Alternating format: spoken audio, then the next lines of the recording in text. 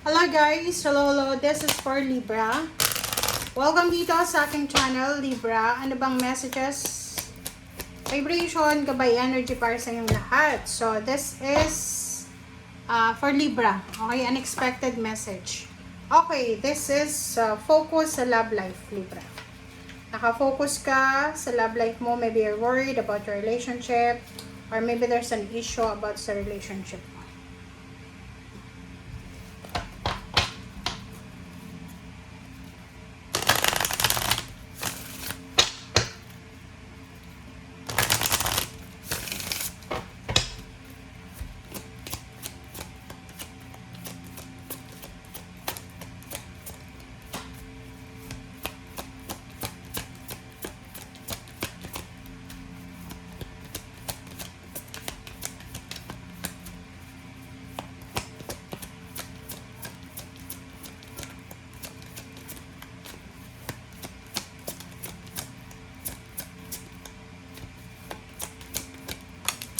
Alright, cooperation instead of competition. Okay, Libra. Sinasabi ng bara sa'yo dito na kung ano daw yung sa iyo lang yan. Okay? And walang sino man ang makakakuha niyan. Walang sino man ang mga agaw niyan. Hindi mo kailangan makipag-compete, hindi mo kailangan na makipag-away, makipag-debate kasi sinasabi ng bara sa'yo na you have complete access or you have a complete access to unlimited abundance na para sa'yo. Kumbaga, ang nakikita ko sa'yo dito, there's a Libra na medyo nag-aalala kayo para sa blessings nyo. Parang meron dito na Libra na nag-aalala kung ano ba yung blessing mo, ba't ang tagal? Parang ganun. Sinasabi ng bara sa'yo, huwag kang mag-alala. Lahat ng nangyayari sa mundo may dahilan. Pero kung gusto mo na magkaroon ng mabilisan na resulta tungkol sa blessing sa sinasabi dyan, kailangan mong makipag-cooperate, makipag-partner, makipagtulungan ba? Kasi we have parang may sayings tayo na, or we have a belief na lahat ng tao dito sa mundo talagang isinilang tayo na kailangan natin ng bawat isa. So, kung ang mindset natin is hindi ko kailangan ng kahit na sinong katulong or hindi ko kailangan, kaya kong lahat, kaya kong magtagumpay. No, nagkakamali ka doon. Walang sino man ang nabubuhay na ikaw lamang.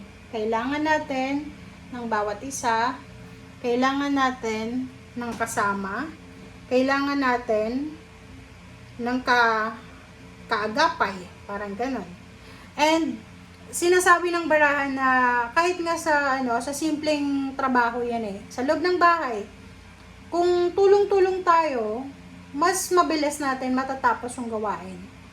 Sa loob ng bahay, ganun din. Kung panay away, gulo, whatever, wala tayong patutunguhan. Pero kung there's a cooperation, unity, no competition, maganda, magiging sobrang ganda yung takbo ng bahay natin or family natin. Even sa loob ng company, trabaho. 'Di ba? Pag panay away, magulo, sobrang toxic, may sipsipan, ganito. Pero kung maganda yung samahan, nakakainganyo na magtrabaho araw-araw kasi may peace and harmony. Sa love life ganon, ito yung focus mo, Libra. Kailangan kayo, parang sumasayaw ng tango. 'Di ba? Na magkakampi kayo mag-asawa kayo, mag-boyfriend, girlfriend. Hindi kayo dapat yung nag-aaway. Magkakampi kayong dalawa. Alright. So, High Priestess and 5 of Swords. Nako. There's someone here. Mag-iingat ka, Libra. Nakakaloka to. Nakakaloka. Mag-iingat ka. Lihim. Okay. So, meron ditong tao na lihim na may galit sa'yo. Or pwedeng alam mo na may galit siya sa'yo. Meron ditong isang tao na siguro panay kwento mo sa kanya, kinukwento mo sa kanya, everyday siguro, pagkagising mo sa umaga, siya agad yung nakikita mo. So, lahat ng mga nararamdaman mo, lahat ng issue sa bahay nyo, kinukwento mo. Mag-iingat ka, kasi yung tao yan, hindi mo siya pwedeng pagkatiwalaan. Queen of Pentacles and reverse na Three of Swords, the Magician. Sinasabi ng bara sa'yo na huwag kang mag-alala. Huwag kang mag-alala kasi there's a parang unexpected na windfall of money. There's a unexpected na income na darating sa'yo. Unexpected help or whatever man. So, wala kang dapat na ikatakot. Wala kang dapat na ipag-alala.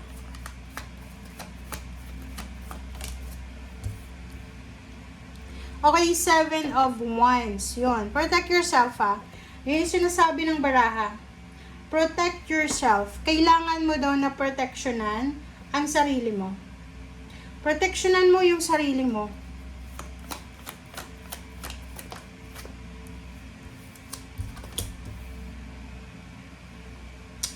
Okay, 77.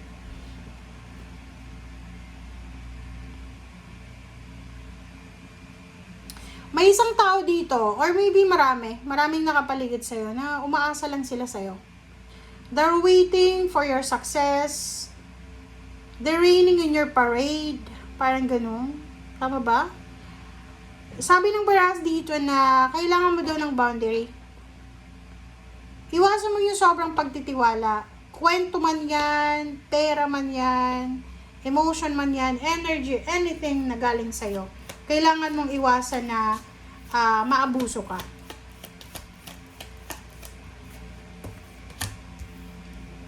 Sa usaping pera, nakikita ko sa'yo dito na parang naguguluhan ka. Hindi ka masyadong confident.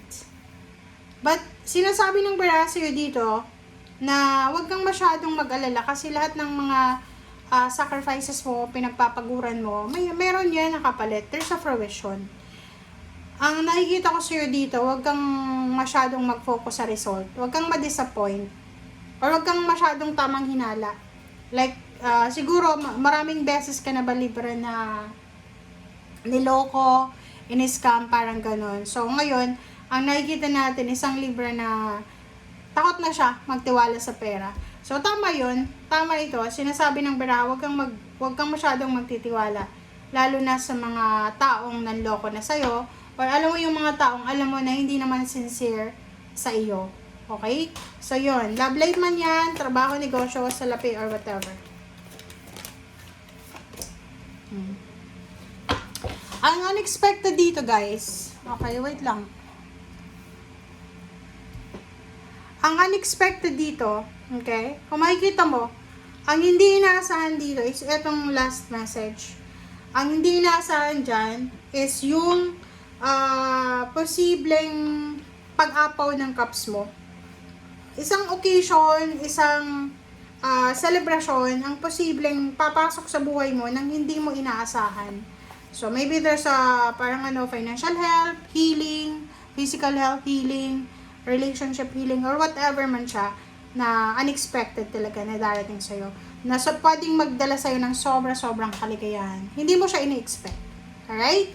Thank you guys. Bye!